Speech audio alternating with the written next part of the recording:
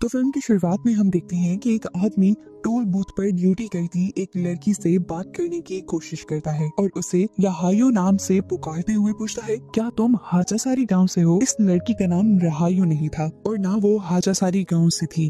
उसके इनकार करने पर वो आदमी गाड़ी आगे ले जाता है और गाड़ी से एक बड़ा सा चाकू निकाल लाता है। टूल बूथ के मिरर से ये सब देखकर वो लड़की डर जाती है और फौरन पुलिस को कॉल करके बताती है कि एक अनजान आदमी उसे मारना चाह रहा है।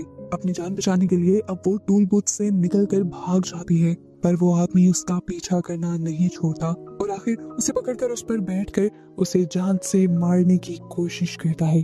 पर ठीक वक्त पर पुलिस आकर उस लड़की को बचा लेती है और इस सब के दौरान लड़की की थाई पर उस आदमी के वेपन से कट लग जाता है। डरते हुए वो लड़की घर आ जाती है और उसके साथ एक बहुत ही अजीब काम होता है। जहाँ पर उसकी थाई पर कट लगा था, वो महसूस करती है कि वहाँ पर उसे कोई पुरानी चोट भी लगी हुई थी और जैसे ही वो चोट खुली तो उसके अंदर से एक पेपर निकला जिस पर कुछ लिखा हुआ था। इस लड़की को ये लैंग्वेज समझ नहीं आती थी, इसीलिए वो इस पेपर की पिक्चर बना लेती है। खैर, जितना बड़ा हादसा उसके साथ हो गया था, वो पहले वाली जॉब तो कंटिन्यू नहीं कर सकती थी, इसीलिए अब उसने अपनी फ्रेंड दीनी के साथ मिलकर एक नया बिजनेस स्टार्ट करने का फैसला किया था। इनका बिजनेस भी कुछ ज्यादा अच्छा नहीं जा रहा था। फाइनेंशियली इन दोनों लड़कियों की हालत काफी खराब हो गई थी और तभी एक दिन घर की सफाई करते हुए उस लड़की की आंटी के सामान में से उस लड़की को एक पिक्चर मिलती है, जिस पिक्चर में वो और उसके मॉम डैड थे और पिक्चर के पीछे रहायू लिखा हुआ था। और यहाँ उसे एक बहुत बड़ा सच ये रिवील होता है कि वो आदमी जो मूवी के स्टार्ट में उसे मिला था वो सच कह रहा था। इस लड़की का असल नाम रहायू ही था और साथ में उसके घर का एड्रेस भी लिखा हुआ था, जहाँ से उसे अपने गांव का नाम हाजासारी पता चलता है। और ये बातें जानकर वो बहुत ज्यादा कंफ्यूज हो जाती है कि जो बात उसे बचपन से अब तक नहीं पता थी, वो बात उस अनजान आदमी को कैसे पता थी। उसने तो आज तक अपनी फैमिली को, अपने पेरेंट्स को नहीं देखा था। वो हमेशा से अपनी आंटी के साथ रहती थी, जो भी अब इस दुनिया से चली गई थी। जो पिक्चर रहायू को मिली थी उसमें रहायू को अपना एक घर भी दिखता है और रहायू की दोस्त दीनी उससे कहती है कि इस घर को बेचकर हमारे सारे मसले दूर हो सकते हैं। इसीलिए पिक्चर पर दिए हुए एड्रेस पर ये लोग सफर करने का डिसाइड करते हैं और सफर के दौरान रहायू अपनी टांग से निकला हुआ पेज अपने साथ सफर करने वाले एक आदमी को दिखाती है, उससे इस पर लिखी हुई चीजों का मतलब जानने के लिए। तो वो आदमी एक शॉकिंग बात ये बताता है कि ये पेज एक तावीज था जिसे बनाया गया था रहायू को कुछ सोल से प्रोटेक्ट करने के लिए। वो आदमी एक शॉकिंग बात रहायू को ये भी बताता है कि ये पेज एक अच्छे मैजिक से नहीं लिखा गया, बल्कि नेगेटिव पावर्स और नेगेटिव एनर्जीज का यूज करते हुए इस पेज को बनाया गया है।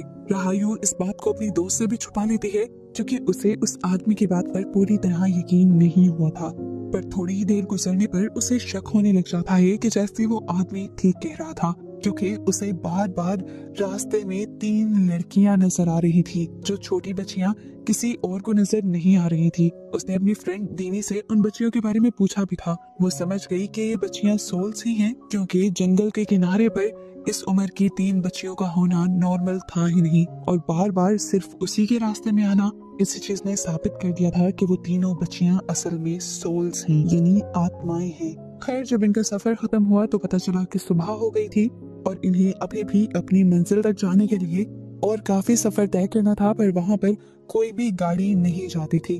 अपने गांव में जाने के लिए ये लोग एक कार्ट ले लेते हैं और कार्ट का ड्राइवर इन लोगों को बताता है कि इस गांव में ज्यादातर लोग नहीं रहते क्योंकि यहाँ पर एक अजीब तरह का कर्ज है। कार्ट वाला उन्हें ये भी बताता है कि ये गांव पपेट्स बनाने और पपेट्स का नाच दिखाने के लिए मशहूर था। वो जब इनसे यहाँ आने की रीजन पूछता है तो रहायू कहती है, हाँ, हम भी पपेट के बारे में ही रिसर्च करने के लिए यहाँ आए हैं। इसलिए वो आदमी इन दोनों को यहाँ के सरदार सप्तादी के घर के बाहर छोड़ देता है। सप्तादी इस टाइम घर पर नहीं थे। सप्तादी की मॉम जब उनसे यहाँ आने की रीजन पूछती है तो वो दोनों बताती हैं कि हम पपेट शो की हिस्ट्री पर रिसर्च करने के लिए आए हैं। अब इन्हें यहाँ पर स्टे भी तो कहीं करना था। रहायू अपनी फ्रेंड दीनी को उसी घर ले जाती है जो घर इन्होंने अपनी पिक्चर में देखा था। वो घर बिल्कुल खाली था। घर की हर चीज पर धूल जमी थी और किसी भी चीज को संभाला नहीं गया था। किचन में गला सड़ा खाना, धूल मिट्टी से भरा सामान, ये सब बता रहा था कि इस घर को जल्दबाजी में छोड़ा गया था। सारी चीजों को चेक करते हुए रहायू को कुछ पिक्चर्स भी मिल जाती हैं। इन सारी पिक्चर्स में वो कहीं पर भी नहीं थी। इन पिक्चर्स को देखते हुए इन्हें बाहर से किसी की आवाज आने लग जाती है। रहायू देखती है कि घर के बाहर एक बहुत बड़ा सा ग्रेवयार्ड था जहाँ पर इस टाइम किसी को दफनाया जा रहा था और दफनाने के बाद जल्द ही ये लोग यहाँ से चले जाते हैं। राहायु भी अपने पेरेंट्स की ग्रेव पर जाती है, उनके लिए प्रे करती है और ये लोग एक अजीब चीज ये नोटिस करते हैं कि इतने बड़े ग्रेवयार्ड में सिर्फ कुछ ही बड़ी ग्रेव्स थी, बाकी सब तो छोटी छोटी ग्रेव्स थी, जैसे छोटे बच्चे मर गए हों। रात में इसी गाँव का हमें सीन दिखाया जाता है। इस गाँव में एक औरत के पास एक बच्चा पैदा हुआ था, जिस बच्चे को ये लोग इस गांव के लीडर सप्तादी को पकड़ा देते हैं और सप्तादी उस बच्चे को मार देता है। सुबह को ये लोग उस बच्चे का फ्यूनरल करते हैं। राहायु और दीनी को ये बात काफी अजीब लगती है कि यहाँ पर बच्चे बहुत तेजी से मर रहे थे, एक कल मरा था, एक आज मरा था और ये नॉर्मल तो नहीं था। ये दोनों काफी डरी हुई थी और इसी टाइम पर सप्तादी की नजर उन पर पड़ जाती है और वो उनके पास आके पूछते हैं, तुम लोग कौन हो और यहाँ क्या कर रही हो? राहायु फिर से वही छोट बोलती है कि हम पपेट शो की हिस्ट्री को रिसर्च करने के लिए यहाँ आए हैं। ये सुनकर सप्तादी उनसे उनकी उम्र पूछते हैं तो राहायु अपनी उम्र भी गलत बता देती है, जिसके बाद सप्तादी उन दोनों लड़कियों को अपने घर पर भी इनवाइट कर लेते हैं, लेकिन उनके बोलने का अंदाज इतना अजीब था कि राहायु और दीनी दोनों डर चुके थे। दीनी उससे कहती है कि मुझे नहीं लगता कि उनके घर जाना ठीक है, और राहायु कहती है हमें जाना पड़ेगा क्योंकि मेरे घर के प्रॉपर्टी के पेपर्स उन्हीं के पास है और मुझे वो लेने हैं, तभी तो हम इस घर को बेच पाएंगे। अब राहायु अपने लिए खाना लेने के लिए जाती है और बातों ही बातों में वो होटल की ऑनर से अपने घर के बारे में पूछती है। राती नाम की इस लड़की को ज्यादा नहीं पता था, पर पीछे से उसकी ग्रैंडमा बहुत ही गुस्से से बोलती है कि इस घर में रहने वाले लोग शैतान थे और ये घर भी शैतानी है। ये सुनकर राहायु कंफ्यूज हो गई थी कि आखिर उसकी फैमिली ने ऐसा क्या किया था कि सब लोग ना उनके घर को देखना चाहते थे ना उनको देखना चाहते थे, यहाँ तक कि उसकी मॉम डैड की ग्रेव्स को भी इन लोगों ने ढक कर रखा हुआ था। घर पर इस टाइम दीनी अकेली थी। उस टाइम ही दो लोग दरवाजे पर नॉक करते हैं और वो दीनी से कहते हैं कि तुम्हें इस घर से जल्दी ही चले जाना चाहिए, ये घर ठीक नहीं है, यहाँ पर कभी भी कुछ भी हो सकता है। और दूसरी बात वो दोनों ये भी कहते हैं कि ये घर एक प्राइवेट प्रॉपर्टी है किसी राहायु नाम की लड़की की जो शहर में रहती है। ये सुनकर दीनी को ये गोल्डन चांस लगता है इस घर के बारे में बात करने का। इन लोगों से झूठ कह देती है कि मैं ही राहायु हूँ। तो फिर वो आदमी कहते हैं कि जाके आप हमारे सरदार सप्तादी से इस प्रॉपर्टी के पेपर्स ले सकते हैं। ये दोनों उसे फोर्स करते हैं कि आप अभी हमारे साथ चलें, नहीं तो काफी देर हो जाएगी। सप्तादी अगले 3 दिन के लिए शहर जा रही है। दीनी राहायु को बताए बगैर जाना नहीं चाहती थी, पर ये दोनों इतना फोर्स करते हैं कि उसे जाना पड़ता है। वो लोग उसे जंगलों के रास्ते में ले जाते हैं और आधे रास्ते में उसे शक हो जाता है कि लोगों के इरादे ठीक नहीं। वो इन दोनों से बचकर भागने का फैसला करती है, लेकिन जल्द ही वो लोग पीछे से उसके सर पर वार करते हुए उसे बेहोश कर देते हैं।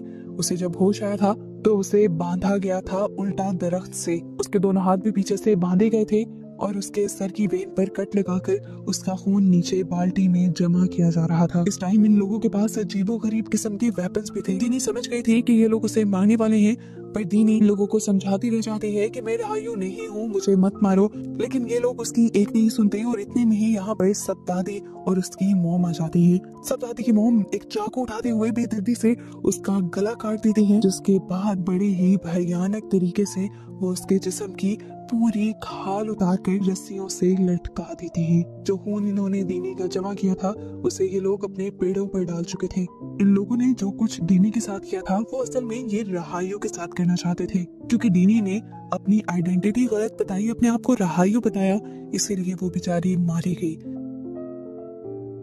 अब असली राहायु जब घर पहुंची तो उसने दीनी को ढूंढना शुरू किया, पर वो उसे कहीं नहीं मिली। वो जाकर गांव वालों से भी दीनी के बारे में पूछती है। वही लड़के जो उसे किडनैप करके लेकर गए थे वही राहायु को यकीन दिलवाते हैं कि आप फिक्र न करें, आपकी दोस्त जल्दी मिल जाएगी और हम आपके दोस्त को ढूंढने में आपकी मदद करेंगे। इस दौरान राहायु ने नोटिस किया था कि सब दादी के घर पर कोई फंक्शन चल रहा था। सभी बहुत ज्यादा खुश थे और खासकर प्रेग्नेंट लेडीज तो इस तरह नाच रही थी जैसे उन्हें कोई खजाना मिल गया हो। राहायु अपने घर वापस आ जाती है और वो अपनी दोस्त का इंतजार कर ही रही होती है कि उसे अपने घर पर एक छोटी बच्ची दिखाई देती है जो उसे बताती है कि आज तुम्हारे गांव में एक और बच्ची पैदा होने वाली है, चलो आओ मैं तुम्हें दिखाती हूँ। राहायु बिना कुछ सोचे समझे उस बच्ची के पीछे चली गई, ये भी जाने बगैर कि वो बच्ची इंसान है भी या नहीं। उस लेडी की घर के बाहर खिड़की से राहायु झांकने लग जाती है और ये देखकर वो डर जाती है कि उस लेडी ने बिना स्किन के एक बच्चे को जन्म दिया था। उसके मुंह से चीख निकलने ही वाली थी, पर उसने अपने मुंह को बंद कर दिया। फिर उस बच्चे का बाप उस बच्ची को लेकर सब दादी के पास गया और सब दादी ने उस बच्चे को पानी से भरे टब के अंदर डालकर मार दिया। ऐसा करने के बाद उस बच्चे का बाप सब दादी पर बहुत ज्यादा गुस्सा हो रहा था। वो कहता है, आपने तो कहा था कि अब वो श्राप, वो कर्ज खत्म हो गया है, अब हमारा बच्चा नॉर्मल पैदा होगा, फिर ये सब क्यों हुआ? आज तक आप उस श्राप का कोई हल क्यों नहीं निकाल पाए? 20 साल गुजर गए हैं, गांव का कोई बच्चा आज तक जिंदा नहीं बचा।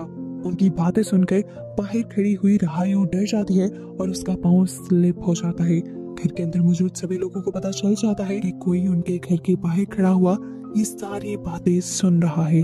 जल्दी से लोग बाहर चेक करने के लिए जाते हैं, लेकिन तब तक रहायु वहाँ से जा चुकी थी। उसकी जगह इस टाइम राती खड़ी हो जाती है, जो इसी गांव की मेंबर थी, जिसे देखकर ये लोग थोड़े से रिलैक्स होते हैं। असल में राती ने ही उस टाइम रहायु की जान बचाई थी, उसे साइड पे ले जाकर। राती ये सच्चाई जानती थी कि जिसे उसने बचाया है वो असली रहायु है, जिससे ये गांव वाले अपना बदला लेना चाहते हैं। राती उससे कहती है, मैं जानती हूँ ये सब तुम्हें मारना चाहते हैं, पर मैं सब गांव वालों की तरह नहीं हूँ। मैं श्राप जैसी किसी बात को नहीं मानती। रहायु को उसकी कोई बात समझ नहीं आ रही थी। वो पूछती है, ये लोग मेरे पीछे क्यों पड़ेंगे? मेरा श्राप से क्या ताल्लुक है? तब रीता उसे इस गांव की कहानी सुनाना शुरू करती है और सीन्स पास्ट में चले जाते हैं। आज से कई सालों पहले जब रहायु के ग्रैंडपा इस गांव के सरदार हुआ करते थे, तब इस गांव में सब ठीक था, सब खुशी से रहते थे। पर एक दिन उनकी मौत हो गई और सरदार बन गए रहायु के डैड, जो कि पपेट्स बनाने का काम भी करते थे। उन्होंने गांव की एक खूबसूरत लड़की से शादी की, पर 3 साल तक उनके पास कोई बच्चा नहीं हुआ। और फिर जब हुआ तो 5 साल तक किसी ने उसका चेहरा नहीं देखा। यहाँ तक कि घर के तकरीबन हर इंसान ने ही घर से बाहर निकलना छोड़ दिया था। फिर एक दिन गांव से 3 छोटी बच्चियां गायब हो गईं और उसके कुछ दिन के बाद रहायु के डैड 5 साल की रहायु को लेकर जब बाहर निकले तो लोगों ने बातें बनाना शुरू कर दी।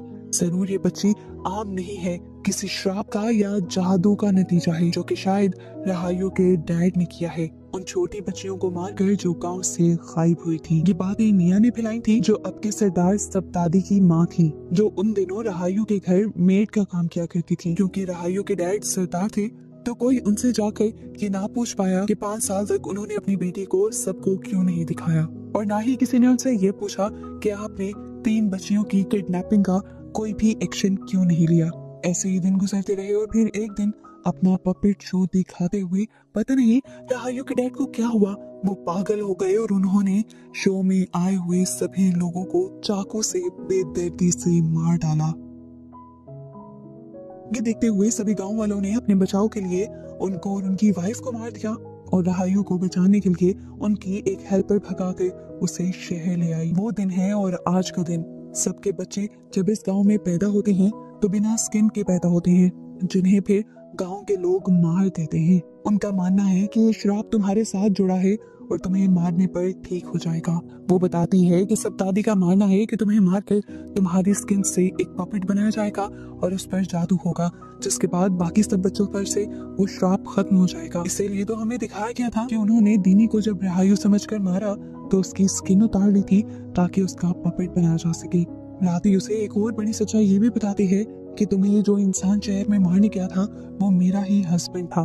क्योंकि मैं प्रेग्नेंट हूँ, वो मेरे बच्चे को बचाना चाहता है और उसे लगता है कि तुम्हें मारकर वो मेरे बच्चे को बचा लेगा, लेकिन मैं जानती हूँ ये सब सच नहीं है, ना ही ठीक है। राती उसे कहते हैं कि तुम्हारे लिए अच्छा यही है कि तुम सब कुछ छोड़ छाड़ कर यहाँ से भाग जाओ। यहाँ रहायु भागने लग जाती है। दूसरी तरफ गांव के लोगों को ये खबर पता चल जाती है कि उन्होंने जिस लड़की को मारा था वो रहायु नहीं थी, इसी वजह से श्राप खत्म नहीं हुआ और अब ये लोग असली रहायु के पीछे पड़ चुके थे। रहायु भी जंगल के रास्ते से भाग रही थी और एकदम से उसके सामने वही 3 बच्चियां आ जाती हैं जो उसे बार बार दिखाई दे रही थी। इन्हें देखकर वो डर कर गिर जाती है और तब एक बच्ची रहायु के आकर कान में कुछ बोलती है और यहाँ रहायु के आगे उसकी पास्ट की कहानियां चलने लग जाती हैं, जिससे उसे अपने पास्ट के बारे में सब कुछ पता चल जाता है। कहानी शुरू हुई थी तब से जब उसके मॉम और डैड की शादी हुई थी। शांति ने उसके डैड से शादी तो की थी, पर शांति असल में सप्तादी को चाहती थी। शादी के बाद भी उसने सप्तादी से अपना रिश्ता नहीं छोड़ा। इस सब के दौरान ही शांति को खुशखबरी मिली कि वो मां बनने वाली है और इस खबर को सुनकर सप्तादी की माँ, जो कि रहायु के घर उन दिनों मेड का काम करती थी, वो बहुत ज्यादा गुस्से में आ जाती है। सप्तादी को लग रहा था कि वो उसका बच्चा है और अब वो शांति को किसी भी हाल में पाना चाहता था और इस तरह सप्तादी की मॉम को लगता था कि उनका बेटा उनके हाथ से निकल जाएगा। इसी वजह से उन्होंने ब्लैक मैजिक यानी काला जादू सीखा और उसके जरिए अपने बेटे को अपने कंट्रोल में कर लिया और उसी काले जादू से एक ऐसा श्राप भी बनाया जो पैदा होने से पहले ही शांति के बच्चे पर पड़ गया था, जिसकी वजह से जब शांति का बच्चा यानी राहायु पैदा हुई तो वो बिना स्किन के पैदा हुई। राहायु के डैड उसे देखकर बहुत ज्यादा डर गए, पर उन्होंने राहायु को मारा नहीं, बल्कि उन्होंने राहायु के साथ साथ शांति और अपने आप को भी इसे घर में बंद कर लिया और राहायु को ठीक करने के बहुत से तरीके ढूंढने लगे। उन्हें एक जादुई तरीका पता चला जिससे वो अपनी बेटी को ठीक कर सकते थे, पर यह तरीका ठीक नहीं था। उन्हें 3 छोटी बच्चियों की स्किन से पपेट्स बनाने थे जिससे उनकी बेटी का ये श्राप टूट जाता। वो पीछे नहीं हटे और उन्होंने गांव में से उन्हीं तीनों बच्चियों को किडनैप करवा लिया, जिन तीनों बच्चियों की सोल आज भी राहायु के सामने आती है। उन्होंने तीनों को मारकर अपने घर के बेसमेंट में दफना दिया और फिर उनकी स्किन से पपेट बनाते हुए जादू किया और सच में राहायु का श्राप टूट गया और उसकी पूरी बॉडी पर स्किन आ गई। सप्तादी की माँ जो सरदार के घर पर एक मेड थी, वो हमेशा उनसे जलन करती थी। ये खुशी भी उन्हें बर्दाश्त नहीं हुई और उन्होंने राहायु के डैड पर एक और जादू कर दिया, जिसकी वजह से उन्होंने अपने पपेट शो के दौरान काफी लोगों को मार दिया और फिर सभी लोगों को दिखाने के लिए कि वो तो गांव वालों को बचाना चाहती हैं, उन्होंने अपने बेटे के साथ मिलकर राहायु के मॉम डैड को मार दिया। पर राहायु की मेड राहायु को लेकर शहर में भाग गई, जिसने फिर पूरी जिंदगी राहायु को पाला था। सप्तादी और उसकी माँ के ऐसा करने की वजह से वो श्राप पूरे गांव में फैल गया जो उन्होंने सिर्फ एक बच्ची पर डाला था और ऐसे 20 साल में पैदा होने वाला हर बच्चा बिना स्किन के पैदा हुआ। राहायु भी शहर में आ गई थी, लेकिन राहायु को कभी भी उन 3 छोटी बच्चियों की सोल ने तंग नहीं किया था, क्योंकि राहायु के डैड जानते थे कि उन सोल्स को आजादी नहीं मिलेगी और वो राहायु को तंग करेंगी। इसलिए उन्होंने एक और जादू करते हुए एक स्पेल बनाया और उसे लिखकर राहायु के टांग के अंदर डाल दिया था। ये वही स्पेल था जो मूवी के स्टार्ट में राहायु की टांग के अंदर से निकला था और उसी के बाद से तो उन बच्चियों की सोल उसे नजर आना शुरू हुई थी। माया इस टाइम इन तीनों बच्चियों से पूछती है, आखिर तुम मुझसे चाहते क्या हो? वो बच्चियां कान में बताते हैं, हम कुछ नहीं चाहते, तुमसे अपना बदला भी लेना नहीं चाहते, बस हम ये चाहते हैं कि हम आजाद हो जाएं और हम आजाद इस तरह होंगे जब तुम हमारी हड्डियों को और हमारी स्किन को एक साथ दफन करोगी और ऐसा करते ही वो श्राप भी खत्म हो जाएगा जो पूरे गाँव पर है। राहायु वापस गाँव जाती है और घर से उन तीनों पपेट को ढूंढ निकालती है जो उन बच्चियों के स्किन से बनाया गया था और फिर उन्हें उन बच्चियों की ग्रेव के अंदर दफन कर देती है, जिससे उन बच्चियों को आजादी मिल जाती है और गांव का श्राप भी खत्म हो जाता है। लेकिन इस बात की खबर जैसे ही निया को पता चलती है तो उसे दोबारा गुस्सा आ जाता है और वो राहायु को मारने की ठान लेती है। असल बात तो ये थी कि निया को ही राहायु और उसकी पूरी फैमिली से दुश्मनी थी। राहायु के डैड असल में निया के ही बेटे थे, पर क्योंकि निया और राहायु के ग्रैंडपा का रिलेशन सबके सामने नहीं आया, उनके इस रिलेशन को इज्जत नहीं दी गई, इसी वजह से निया गुस्से में आ गई और उन्होंने सरदार की पूरी फैमिली को खत्म करने की ठान ली, उनसे सारी खुशियां छीनने की ठान ली। इस टाइम भी निया गांव वालों को अपने साथ मिलाकर राहायु को पकड़कर दरख्त से उल्टा लटका देती है और उसे मारने की कोशिश करती है, पर राहायु उसे समझाती रह जाती है कि मैंने उस कर्ज को खत्म कर दिया है, प्लीज मुझे मत मारे। इससे पहले कि निया उसे मार देती है, इस गांव में रीटा की बेटी पैदा हो जाती है जो बिल्कुल हेल्दी थी और स्किन के साथ पैदा हुई थी। ये देखकर गांव वाले जश्न मनाते हैं और राहायु की बात समझ जाते हैं कि वो सच बोल रही थी। राहायु अब सब दादी को भी ये बताने की कोशिश करती है कि मैं असल में आपकी बेटी हूँ और आपकी माँ यानी निया ने ये सब कुछ भुलाने के लिए ही आप पर ब्लैक मैजिक किया था, जिसका श्राप मेरे पे आया और मैं बिना स्किन के पैदा हुई थी और वहां से ही सारी कहानी शुरू हुई। इतनी बड़ी सच्चाई सुनकर सप्तादी शौक में आ जाता है।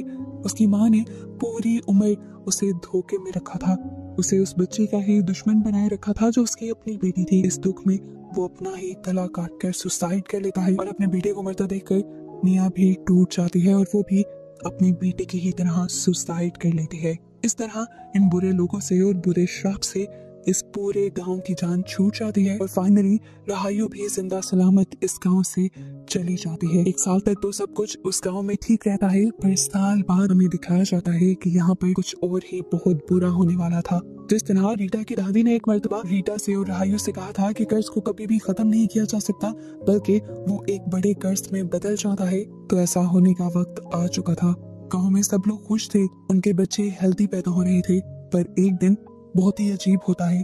गांव में मौजूद सभी प्रेग्नेंट लड़कियों के अंदर से उनके बच्चे गायब हो जाते हैं। और जिस टाइम एक प्रेग्नेंट लेडी के साथ ये सब कुछ होता है, वो शीशे में उस टाइम निया का साया देखती है और पता चलता है कि असल में निया के सोल को भी आजादी नहीं मिली थी और अब वो अपना बदला लेने के लिए इस गांव के सभी पैदा होने से पहले वाले बच्चों को खाने लग गई थी। और इसी मिस्ट्री के साथ अब ये मूवी खत्म हो जाती है कि क्या कोई इस कर्स को भी खत्म कर पाएगा या नहीं।